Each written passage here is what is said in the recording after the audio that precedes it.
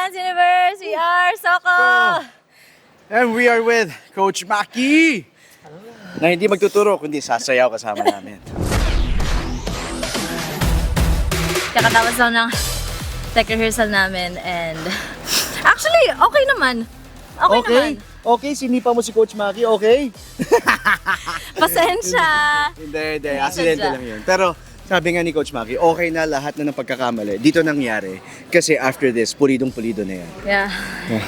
And okay na Pero lang. like, overall, okay siya, guys. Okay I siya. love it. So, Yeah.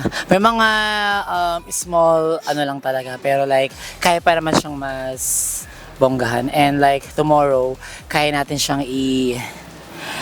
i-presenta ng mas maayos. So, yun guys, grabe.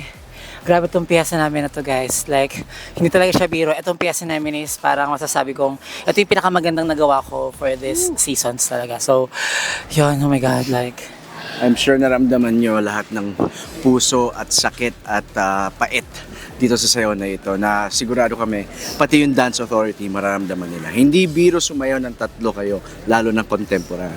At hopefully hindi ako masipa sa mukha ni Coach Maki sa pag-ikot niya kasi talagang tuloy-tuloy siya. And pati liftings namin tuloy-tuloy. Kaya yun, nakakatuwa. Oh, I love it. I'm so excited.